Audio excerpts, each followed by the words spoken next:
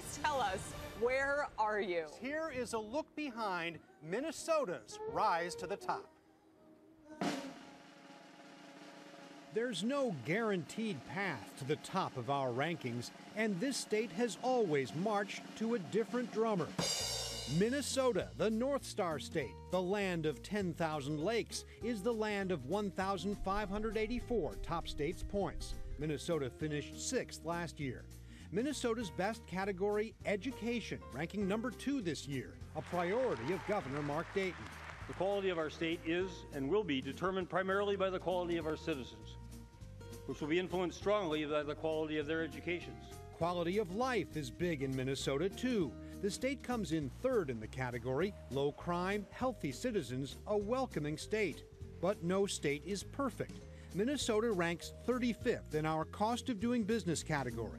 Talk about marching to a different drummer. The governor not only raised taxes, he's proud of it. Minnesota's top individual income tax rate, one of the highest in the nation, at 9.85%. The corporate tax is 9.8%.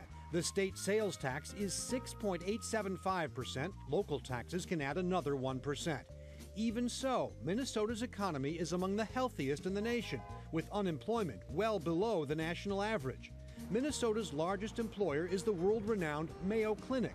The largest industry is finance. From the North Woods to the Twin Cities, a state that tries hard to be nice, fighting hard for business. Minnesota, America's top state for business, 2015. Mark Dayton is the 40th governor of the state of Minnesota. He joins us from the other Twin City of St. Paul at the governor's residence. Governor Dayton, thank you very much for being with us, and first of all, congratulations. Well, thank you very much. It's an exciting day for Minnesota. You heard our take on things. Really good for quality of life, great for education, pretty good for workforce, not so good on cost. Did we get it right? Well, that's the reputation we have. We're not a low tax state, but we're a high value state. And you caught what it is about Minnesota that draws people and draws businesses here. Top grade people, very well educated workforce, highly productive. And the bottom line for business is profitability. And it's proven here that Minnesota businesses do very well. There are concerns, though, about the level of taxes. Yes, you did erase the budget shortfall. You've got a surplus now, which you spent some of in a pretty raucous legislative session that just ended. You wanted to raise taxes some more, at least as far as the gas tax goes. Are you at all concerned that you're going to start scaring businesses away? How long can you sustain this? Well, it's overlooked. In 2013, facing the budget deficit, we raised income taxes on only the top 2%. So 98% of Minnesotans saw no change in their income tax rates. And in fact, last year, we provided a reduction. So it depends on your income level. And also, because we didn't borrow money, because we were able to invest more money in education, all-day kindergarten, and continue to improve the quality of our education system all the way through post-secondary, we continue to build on our strengths. And now this last year, with a budget surplus projected for the next 2 years, we're in a position where we're not raising taxes. We're going to dedicate an increase of the gasoline tax to additional highway and transit improvements. But you know, we're a fiscally responsible state, and we're in the strongest financial position now. We're not going to raise anybody's taxes.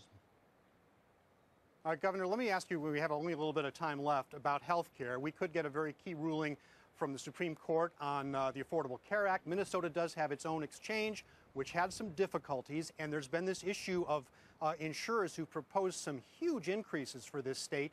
That directly affects quality of life. What are you going to do about that? Well, the increases projected for next year are not because of the Affordable Care Act or because of the Minnesota state exchange. They're reflective of the increases in the industry, which go way beyond the health care inflation in the country and in Minnesota. So we're going to get to the bottom of why these big increases are being proposed. But it's not just Minnesota.